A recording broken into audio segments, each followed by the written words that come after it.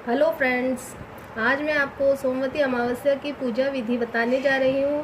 पर उससे पहले यदि आपने मेरे चैनल को सब्सक्राइब नहीं किया है तो आप प्लीज़ सब्सक्राइब करें और मेरा नोटिफिकेशन सबसे पहले प्राप्त करें। और सबसे पहले मैं आपको यह बताऊंगी कि सोमवती अमावस्या कहते किसे हैं। सोमवार के दिन जो अमावस्या पड़ती है उसे ही हम सोमवती अमावस्या कहते हैं। इस दिन सभी विवाहित स्त्रियां पति के लिए व्रत रखती हैं और उनकी लंबी आयु की कामना करती हैं। यह पूजा सुबह या शाम को ही की जाती है। तुलसी जी की पूजा पितरों की शांति के लिए और दुर्भाग्य को सौभाग्य में बदलने के लिए भी की जाती है। इस दिन हम पीपल के वृक्ष की पूजा करते हैं और तुलसी माता जी की भी पूजा की जाती है। और ऐसा कहा जाता है कि तुलसी माता जी के पेड़ की जड़ों के अंदर विष्णु जी का वास होता है और पीपल के वृक्ष में हमारे तीनों देव ब्रह्मा, विष्णु और महेश तीनों देवों का वास होता है। इस दिन माँ गौरी और गणेश जी की पूजा भी की जाती है, क्योंकि ऐसा कहा जाता है कि गणेश जी की पूजा के बिना हमारी कोई भी पूजा संपन्न नहीं मानी जाती। मैं आपको पूजा की सामग्री बता रही हूँ। देखिए, इसमें हमें चाहिए लौंग, इलायची, अक्षत, कुमकुम, सुपारी, चंदन, पंचामृत, हल्दी और नारियल, फूल और हमारे सुहाग का सामान है और फूल माला है और फ्रूट्स भी हैं इसके अंदर। ये सभी चीज़ें हमारे इनमें रखी जाती है और दक्षिणा भी इसके अंदर हम रखते हैं।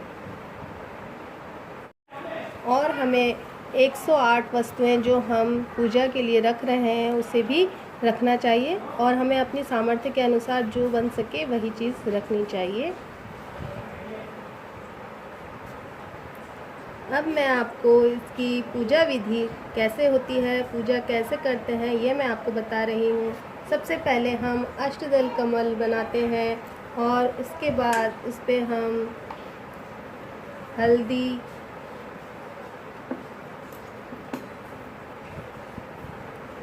रोली,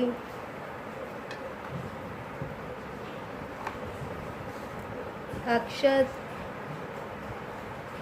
और कुछ पुष्प चढ़ाकर हम इस पे पीपल का जो हमारे पास पौधा है उसे स्थापित करते हैं और उसकी पूजा शुरू करते हैं। और उसके बाद ही हम एक कलश का पूजन भी करते हैं, जिस पे हम एक कहते हैं सातिया जिसको हम बोलते हैं वह बनाते हैं।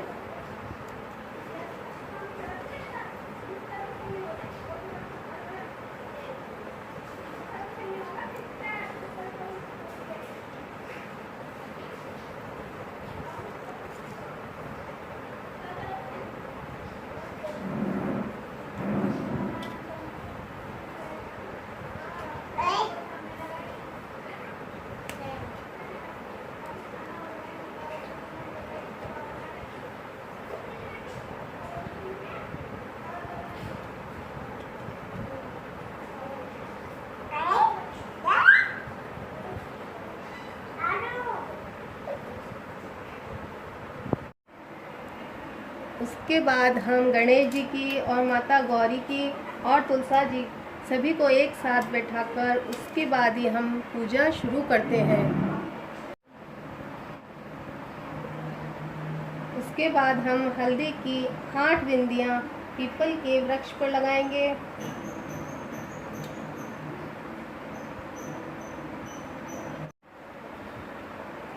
हल्दी हम इसलिए लगाते हैं क्योंकि पीपल के अंदर विष्णु जी का वास होता है और उन्हें पीला रंग बहुत अधिक पसंद था, इसीलिए हम ये करते हैं। अब हम गणेश जी की पूजा भी करेंगे इसी प्रकार से। पहले हम अक्षत लगाएंगे, चंदन लगाएंगे इनके, और हल्दी से थोड़ा सा हम ये जो जनेऊ है हमारे पास उसको हम क्या कर लेते हैं, वो थोड़ा पीला कर लेते हैं। इसमें थोड़ा पानी मिला करके हमें ये पीला कर लेना चाहिए। और उसके बाद हम ये गणेश जी के ऊपर इनको वस्त्रों के अनुसार पहनाते हैं। थोड़े से फूल चढ़ाना है। उसी प्रकार से हमें माता गौरी की भी पूजा करनी होती है। पहले हम रोली चढ़ाएंगे, अक्षत चढ़ाएंगे, थोड़े से पुष्प चढ़ाएंगे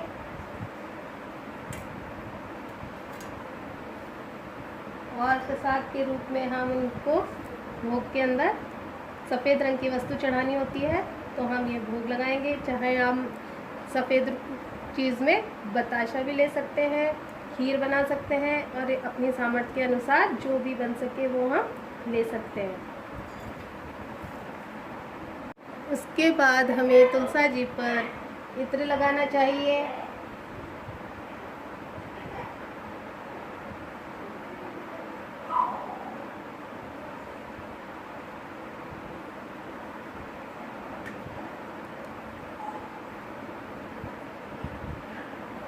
उन्हें चुनरी उड़ानी चाहिए।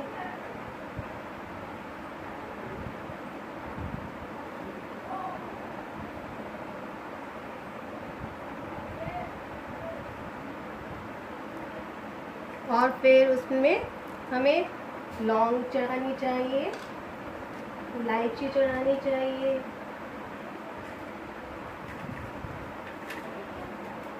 अक्षत भी चढ़ाने चाहिए और साथ में ही हमें फूल पुष्प भी अर्पित करने चाहिए उन्हें। और तुलसा जी के साथ ही हमें शालिग्राम जी की भी पूजा करते हैं, क्योंकि शालिग्राम जी तुलसा जी से बहुत ही प्रेम करते थे। इसी कारण हमें उन्हें भी साथ में पूजना चाहिए। तुलसा जी को हमें सुहाग का सामान भी चढ़ाना चाहिए और कहना चाहिए कि आप ये सब हम आपको जो दे रहे हैं उन्हें स्वीकार करें। और इस दिन हमें घर में अच्छे अच्छे पकवान भी बनाने चाहिए।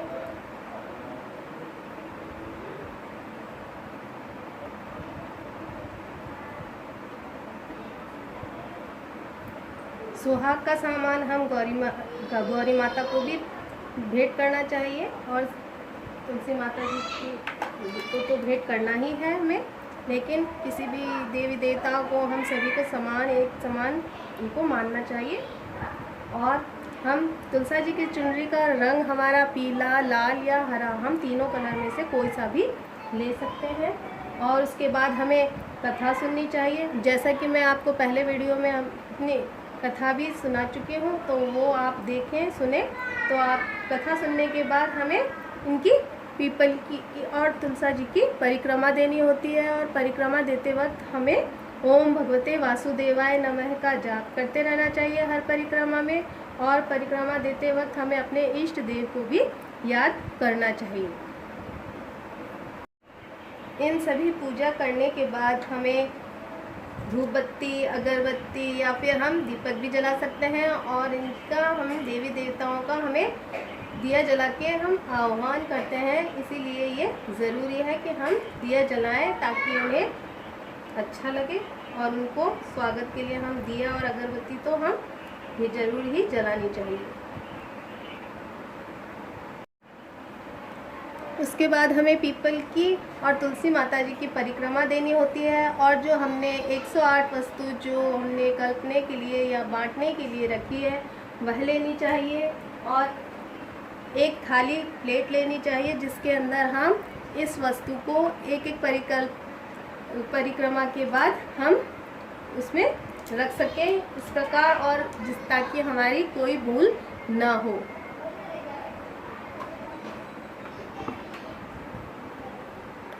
हर परिक्रमा के बाद हमें यह वस्तु जो हम बांटने के लिए रख रहे हैं वो एक एक परिक्रमा के बाद हमें इसमें रखते जाना चाहिए, जिससे कि हमारी परिक्रमा के फेरे के अंदर हमें कोई दिक्कत नहीं आए, गिनती हमारी गलत ना हो। और हम इस परिक्रमा को फेरी लगाना भी कहते हैं। अब मैं आपको एक परिक्रमा, 2 परिक्रमा जो भी मेरे से बनती है, मैं आपको पूरी 108 परिक्रमा तो नहीं बता सकती, परंतु कुछ आपको बताती हूँ किस प्रकार से की जाती है। ये देखिए, ओम भगवते वासुदेवाय नमः। ओम भगवते वासुदेवाय नमः। ओम भगवते वासुदेवाय नमः। ओम भगवते वासुदेवाय नमः। ओम भगवते वासुदेवाय नमः। ओम भगवते वासुदेवाय नमः। ओम भगवते वासुदेवाय नमः। ओम भगवते वासुदेवाय नमः। ओम भगवते वासुदेवाय नमः। ओम भगवते वासुदेवाय नमः। इस प्रकार हमें 108 परिक्रमा देनी चाहिए। परिक्रमा पूर्ण होने पर हमें आरती करनी चाहिए, सभी देवी देवताओं को प्रणाम करना चाहिए, उनसे आशीर्वाद लेना चाहिए और हमारे पूजा में कोई भी कमी रह गई हो या कोई गलती हो गई हो तो हमें क्षमा याचना करनी चाहिए और उन्हें आदर के साथ विदा होने को कहना भी चाहिए, क्योंकि हमने देवी देवताओं का आह्वान करके हमारे घर बुलाया है, तो इसीलिए हमें उन्हें विदा करना भी बहुत आवश्यक होता है।